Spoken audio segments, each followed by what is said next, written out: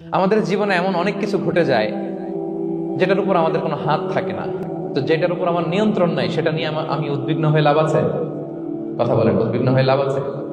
জীবন আপনাকে অনেক কিছু দিবে, আবার কেড়ে নিবে। আল্লাহ এভাবেই পৃথিবীটাকে সাজিয়েছে। ইয়াউমুন লাকা ওয়া ইয়াউমুন আলাইকা, একদিন আপনার ভালো যাবে, আরেকদিন খারাপ যাবে। ওয়া তিলকাল আইয়ামু নুদাবিলুহা বাইনান নাস, আল্লাহ বলেন যুগটাকে আমি ঘুরিয়ে ফিরিয়ে মানুষের সামনে এভাবেই আনি। This is the routine work of this দুনিয়া। দুনিয়ার রুটিন ওয়ার্ক এইটা। আজকে ভালো, কালকেও যে ভালো যাবে এমনটা নয়, কালকে খারাপ যাবে। আজকে তার খারাপ যাচ্ছে, পরশুদিন আবার তার ভালো দিন যাবে, ঠিক কিনা বলেন? অন্য এক সূরায় আল্লাহ তাআলা বলেছেন ফাইন্না মাআল উসরি ইউসরা, নিশ্চয়ই কষ্টের সাথে আছে স্বস্তি। আজীবন মানুষ কষ্টে থাকে না, দুঃখের পরে থাকে সুখ, দুঃখের পরে কি থাকে? সুখ থাকে। এজন্য উদ্বিগ্ন হওয়া যাবে না। বিষ্ণু ইসলামের জীবনী থেকেও আমরা এটাই শিখি, উদ্বিগ্ন হওয়া যাবে না। তিনি বলতেন ওয়ালাম আন্নামা আসাবাকা লাম ইয়াকুন লিয়ুখতিআক ওয়া মা আখতাআকা লাম ইয়াকুন লিয়ুসিবাক রুফিআতিল আকলাম ওয়া জাফফাতিস সুহুফ। ওনার কাজিন আব্দুল্লাহকে ডেকে বললেন, আব্দুল্লাহ, যেটা তুমি পাওয়ার সেটা তুমিই পাবা, কোনোদিন মিস হবে না। এটা যেটা তোমার হওয়ার কথা ছিল এটা তুমি পাবাই, এটা মিস হবে না। আর যেটা তোমার নসিবে নাই, যেটা তুমি পাবা না, গোটা বিশ্বের সব ক্ষমতাকে হাতের মুঠোয় আনলেও সেটার দেখা তুমি পাবে না। তো এই জন্য উদ্বিগ্ন হয়ে লাভ আছে বলেন না। আমরা আমাদের সর্বোচ্চ চেষ্টাটুকুন করব, তারপর ফলাফলের জন্য আমরা ভরসা রাখবো, নির্ভর করবো একজন সত্তার উপর। আওয়াজ করে বলেন তো, তিনি কে? আমরা ভরসা রাখবো। তাহলে ফিনল্যান্ডের লোকেরা এই যে হ্যাপি হয়ে খুব বেশি খুশি, এত বেশি খুশি হওয়ার কিছু নেই। এগুলো আগে থেকে আমরা জানি, কি বলেন? জানি না আমরা? জাস্ট একটু প্র্যাকটিস করে নিজের জীবনের সাথে মানিয়ে নিতে হবে। সম্মানিত সুধী, আপনি যদি কোরআনকে জিজ্ঞেস করেন যে what is the Quranic formula of happy life, সুখে শান্তিতে থাকার জন্য কোরআনিক ফর্মুলাটা কি, কিভাবে আমরা সুখী সমৃদ্ধ জীবন পেতে পারি, কোরআন আপনাকে দুইটা জিনিসের কথা বলে। নাম্বার 1 হচ্ছে ফেইথ, নাম্বার 2 হচ্ছে গুড ডিড। আই রিপিট, আমি আবারও বলছি, নাম্বার 1 ফেইথ, বিশ্বাস, আল্লাহর উপর অগাধ বিশ্বাস এবং আস্থা। 2 নম্বর হচ্ছে গুড ডিড, মানে সৎকর্ম, নেক আমল। যার মধ্যে দুইটা থাকবে তাকে সুখী সমৃদ্ধ জীবন দান করবে কে? Faith and good deed, you will be happy in your life, for the sure I am telling you. এই দুইটা যদি এনশিওর করতে পারেন, আপনাকে সুখী সমৃদ্ধ জীবন দিবে কে?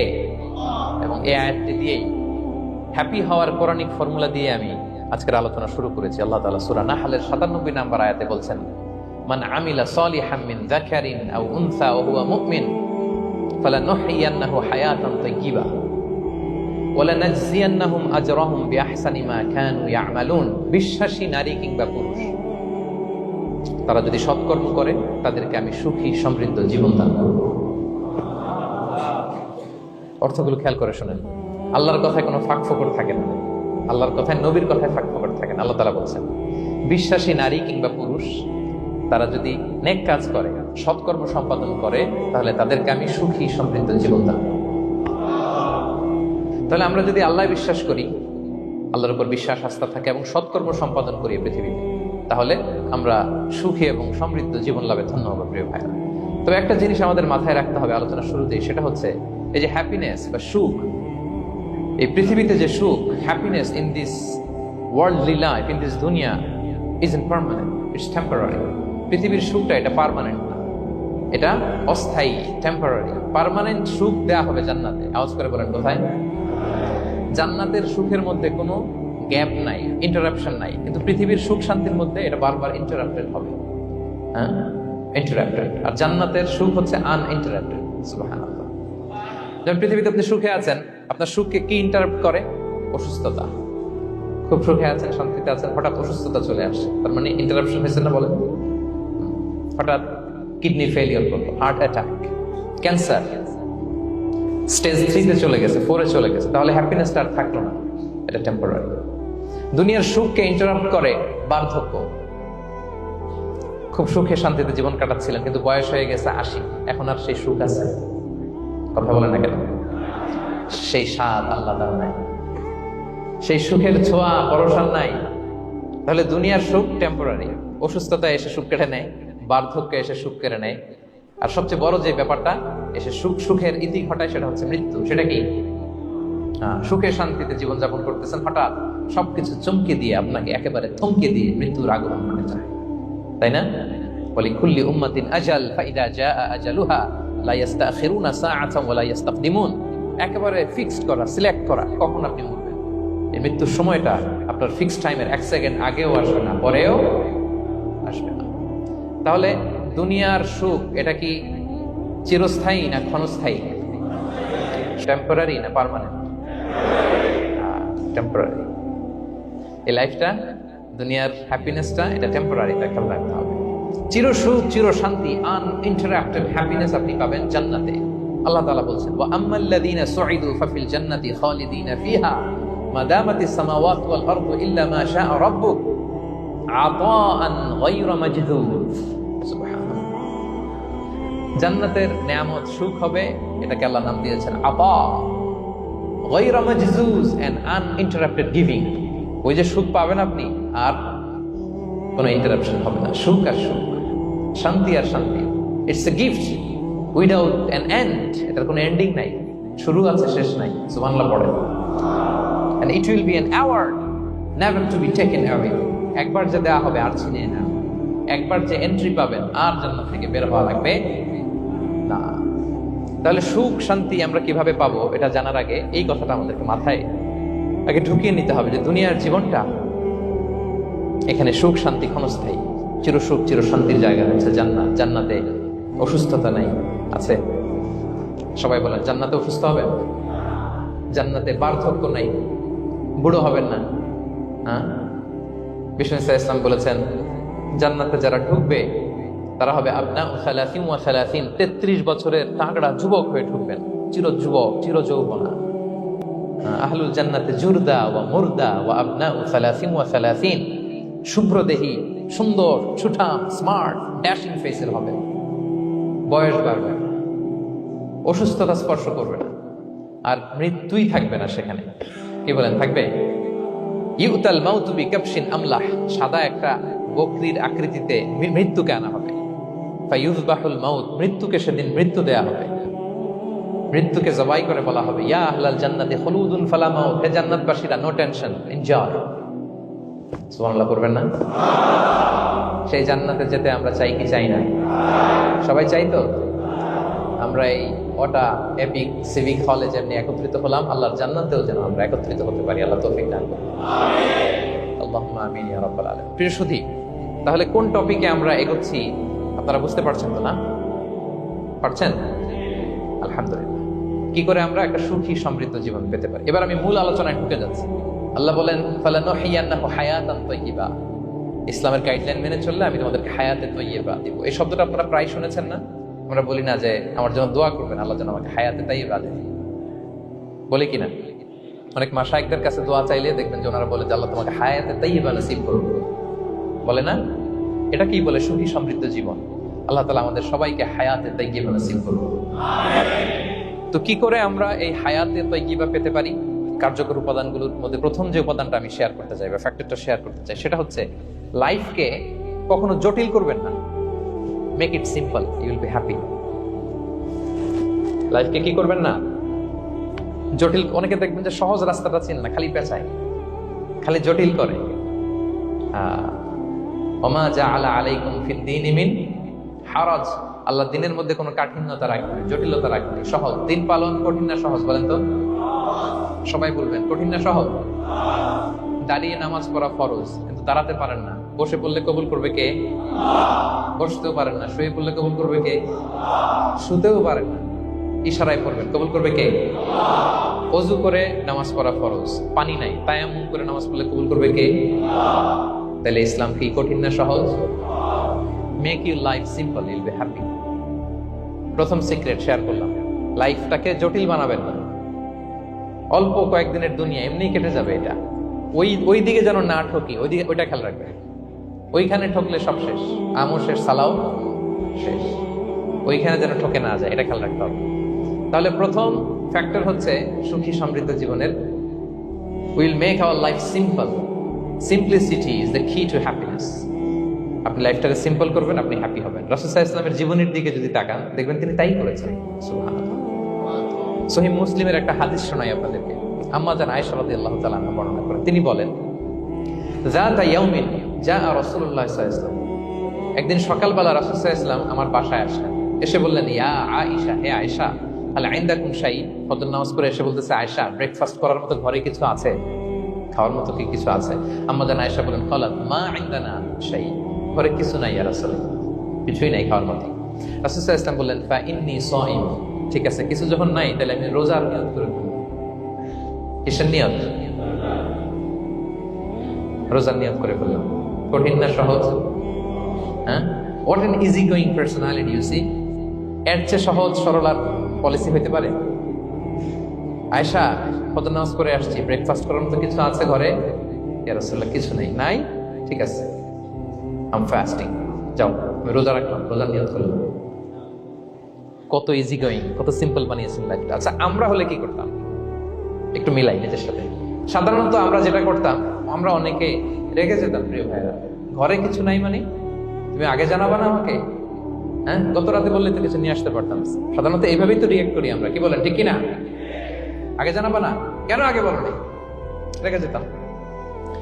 অথবা বলতাম, আচ্ছা ঠিক আছে এখন যে একটা কিছু ব্যবস্থা করি, দেখি কিছু পাওয়া যায় কিনা। এরকম অনেক ওয়ে খুঁজতাম, কিন্তু রাসূল সাল্লাল্লাহু আলাইহি ওয়াসাল্লাম এই কোনো অপশন না নিয়ে বললেন, okay there is no food for breakfast, I am gonna fast, ফা ইন্নী সাইম, ঠিক আছে খাবার যখন নাই আমি রোজাই রেখে দিলাম। সুবহানাল্লাহ। এভাবে তিনি তার লাইফ লিড করেছেন। Make your life simple, Yule be happy.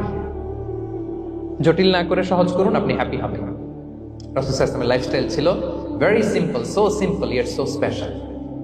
আমরা যেন এভাবে সিম্পলি সলিউশনের দিকে যাই। প্রিয় ভাইরা, জীবন কখনো সহজ নয়, জীবন কখনো সহজ নয়। জীবনকে সহজ বানিয়ে নিতে হয়, কখনো দোয়া করে, কখনো আল্লাহর উপর ভরসা করে, কখনো ইগনোর করে, কখনো কখনো মানিয়ে নিয়ে স্যাক্রিফাইস করে, অ্যাডজাস্ট করে। ঠিক কিনা বলেন? জীবন সহজ নয়, সহজ করে নিতে হয়, মানিয়ে নিতে হয়, অ্যাডজাস্ট করতে হয়, স্যাক্রিফাইস করতে হয়।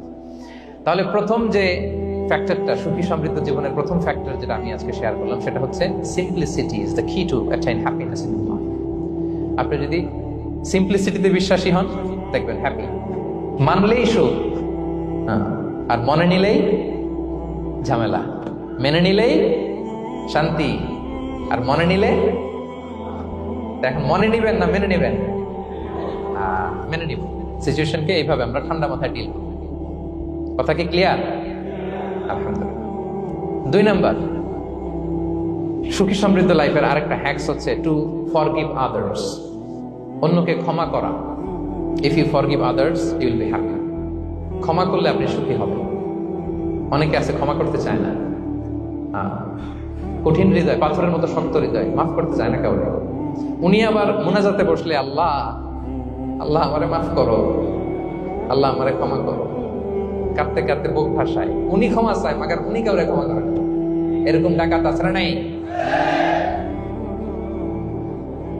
চিন্তা করছেন?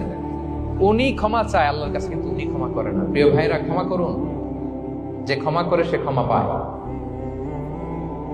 আচ্ছা, একটু চোখটা বন্ধ করে, চোখ বন্ধ করলাম আমি, জানা অজানা পাপের পাহাড়ের দিকে তাকালাম। এবার একটু চিন্তা করেন যে কি পরিমাণে ক্ষমা আল্লাহর পক্ষ থেকে আমার জন্য প্রয়োজন। চিন্তা করেছেন? এবার চোখ খুলুন, পাপের পাহাড়ের দিকে একটু তাকান। আপনার জানা অজানা যে পাপের পাহাড়, তাকান এবং ভাবুন এগুলোর জন্য কি পরিমাণে ক্ষমা আল্লাহর পক্ষ থেকে আপনার দরকার, প্রয়োজন। সেই প্রয়োজনের তাগিদে হলেও ক্ষমা করুন। খেয়াল রাখবেন, যে ক্ষমা করে সে ক্ষমা পায়, যে অন্যকে ক্ষমা করে না সে ক্ষমা পায় না। তাহলে আল্লাহর কাছে ক্ষমা চাওয়ার আগে আপনি আপনার পাশের লোকদেরকে ক্ষমা করবেন। পারা যাবে তো ইনশাআল্লাহ? ক্ষমা এটা সবাই করতে পারে না, এটা অনেক বড় মহৎ গুণ। যার হৃদয় বড় সে ক্ষমা করতে পারে। আপনি যদি ক্ষমা না করে কারো ব্যাপারে হিংসা, বিদ্বেষ, ক্ষোভ, হিংসা অন্তরে পুষে রাখেন, এটা ওর কোনো লস নাই, লস আপনার। It will burn yourself inside, আপনারে জ্বালিয়ে দিবে। আপনি কারো ব্যাপারে ক্ষোভ রাখছেন, ক্ষোভে গদগদ, রেগে অস্থির, হিংসা, ওর কিছুই হচ্ছে না, হচ্ছে কার? আমার। আপনাকে জ্বালিয়ে পুড়ে শেষ করে দেবে। ওর দিকে তাকানোর দরকার নেই। আপনার নিজের সুখের জন্য আপনি অন্যদেরকে ক্ষমা করুন। তাহলে দেখবেন, যদি ক্ষমা করে দেন, একটা মনোদৈহিক প্রশান্তি আপনি লাভ করবেন, একটা সুখানুভূতি আপনি পাবেন। ক্ষমা করে দেন, রাগ, ক্ষোভ, হিংসাকে না বলুন, মনটাকে নির্ভর রাখুন, ইউ উইল বি হ্যাপি। কথা বুঝতে পেরেছেন? এবার চমৎকার একটা হাদিস শোনাবো, যা বলবো তার পক্ষে হাদিস শোনাবো। মুসনাদে আহমদ ইবনে হাম্বলের একটা হাদিস। বিষ্ণু ঈসা ইসলাম সাহাবাদেরকে নিয়ে একটা মজলিসে বসা, হঠাৎ করে তিনি বললেন, ইয়াতলুউ আলাইকুমুল আনা রাজুলুন মিন আহলিল জান্নাহ। ঠিক এখনই একজন এসে এই মজলিসে তোমাদের মধ্যে বসবে, সে জান্নাতি। সে কি? এটা শোনার পরে তো সব সাহাবারা নড়ে চড়ে বসলো। কিরে, রাসূল সাল্লাল্লাহু আলাইহি ওয়াসাল্লাম একজনকে জান্নাতের অ্যানাউন্সমেন্ট দিচ্ছে, কে সে, কি তার আমল? তো দেখা গেল এক আনসারী সাহাবা প্রবেশ করেছে, তার জুতা দুইটাকে বগল দাবা করে, কিন্তু কেউ তারে চিনে না। তারা যে এক্সপেকটেশন করছিল যে খুব আল্লাহওয়ালা এমন কেউ আসবে, না, সাধারণ, চিনে না কেউ তাকে। সবাই অবাক হলো, কি তার আমল? রাসূল সাল্লাল্লাহু আলাইহি ওয়াসাল্লাম তাকে জান্নাতি বলে ঘোষণা দিয়েছে। কিছুদিন পরে আবারও আরেক মজলিসে রাসূল সাল্লাল্লাহু আলাইহি ওয়াসাল্লাম বললেন, ইয়াতলুউ আলাইকুমুল আনা রাজুলুন মিন আহলিল জান্নাহ। এখন একজন লোক আসবে, সে জান্নাতি। সবাই আবার নড়ে চড়ে বসলো, খেয়াল করলো, দেখি কে আসে, দেখি কে আসে। দেখলো আবার সেই আনসারী সাহাবী আসলো। সবাই তো অবাক।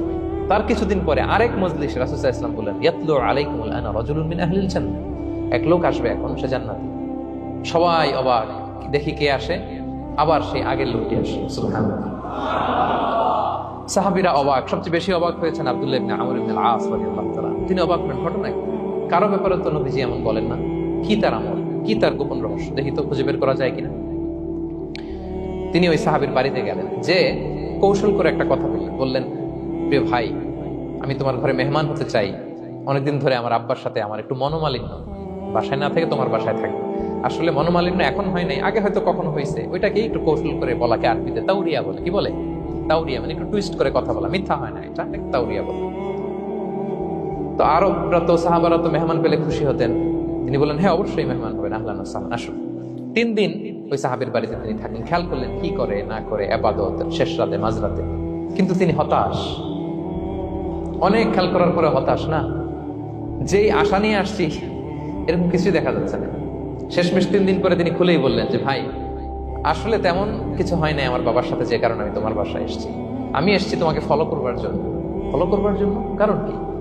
তখন তিনি বললেন, 3টা ভরা মজলিসে বিষ্ণু সাল্লাল্লাহু আলাইহি ওয়াসাল্লাম তোমাকে জান্নাতি বলে ঘোষণা দিয়েছে।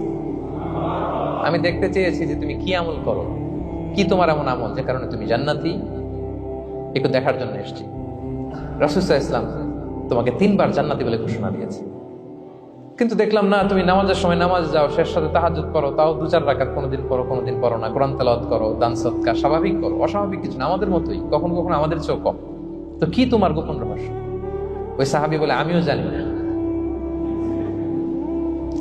কেন যে নবী সাল্লাল্লাহু আলাইহি ওয়াসাল্লাম বলছে আমিও জানি না।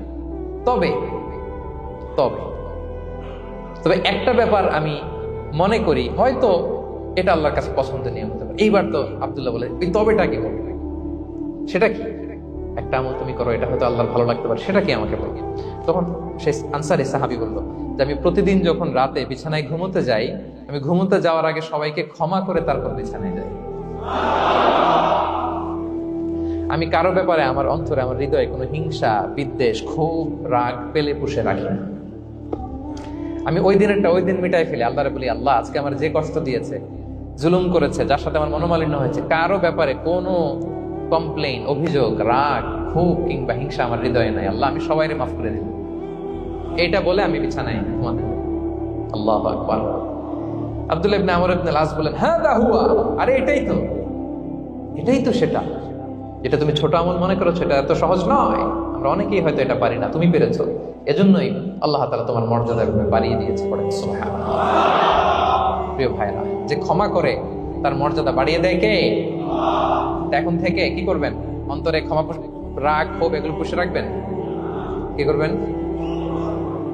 পারবেন? আমরা এখন থেকে ঘুমোতে যাওয়ার আগে ক্ষমা করে দিব। আপনি যদি ক্ষমা করতে পারেন, অনেকে পারে না, না পারলে সে কষ্ট পায়, তার মধ্যে কষ্ট কাজ করে। আপনি যদি কষ্টটারে হালকা করতে চান, আপনি ক্ষমা করে দিবেন।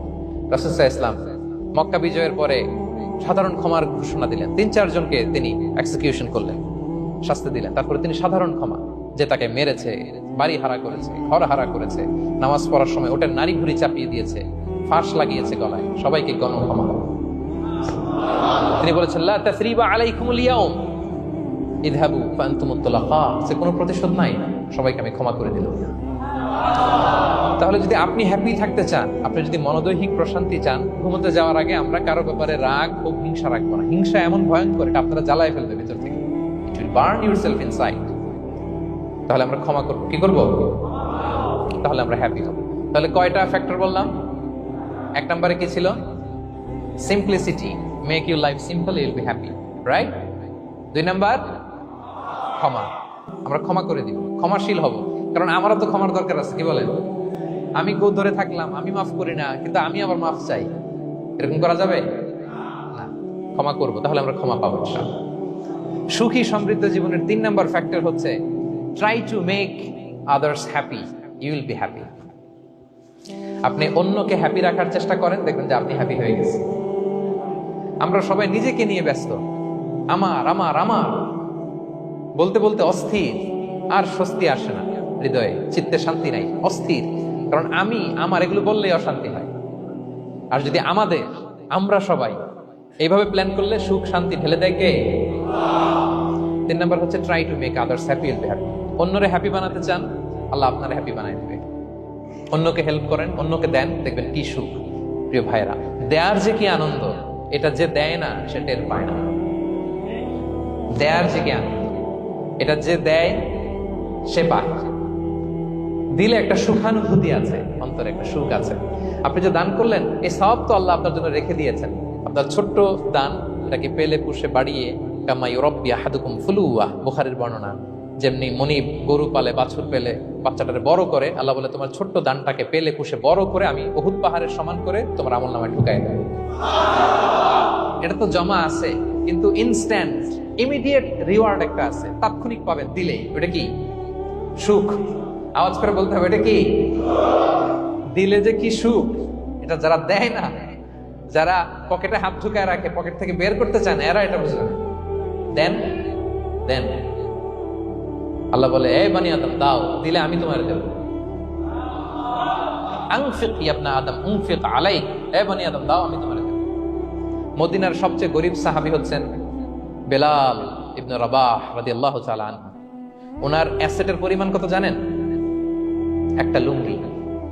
রাদিয়াল্লাহু তাআলা আনহু টোটাল অ্যাসেটের এস্টিমেশন হচ্ছে প্রাইভেটটাকে কভার করার জন্য একটা লুঙ্গি।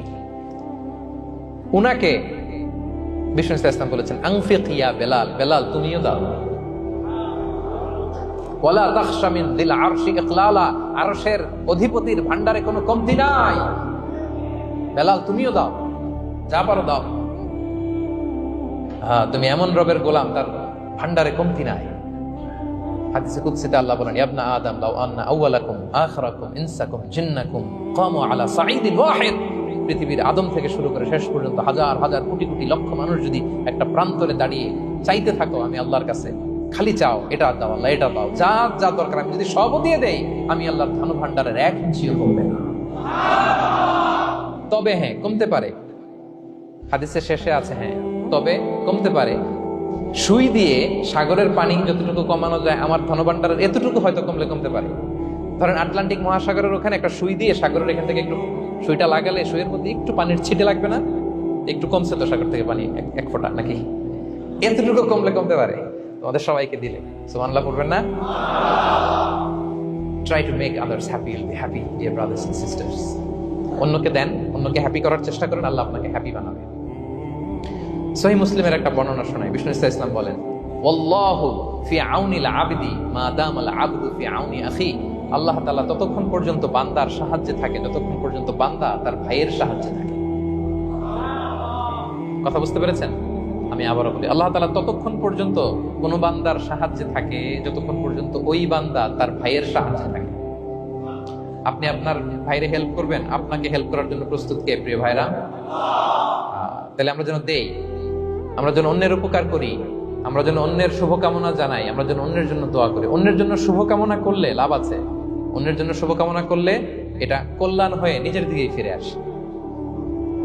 আমার জাপান প্রবাসী ভাইয়েরা, অন্যের শুভকামনা করলে এটা কল্যাণ হয়ে বহু গুণে বৃদ্ধি পেয়ে এটা নিজের দিকে ফিরে আসে। সুবহানাল্লাহ। রাসূল সাল্লাল্লাহু আলাইহি ওয়াসাল্লাম হাদিসে বলেন মা মিন আবদিন মুসলিমিন ইয়াদউ লি আখিহি বিযাহরিল গায়বি ইল্লা ক্বালাল মালাকু ওয়ালাকা বিমিসলিন, কেউ যদি তার ভাইয়ের জন্য দোয়া করে আল্লাহ তাকে তুমি ক্ষমা করো, ফেরেশতারা বলে আল্লাহ যিনি দোয়াটা করলো আগে তাকে ক্ষমা করো।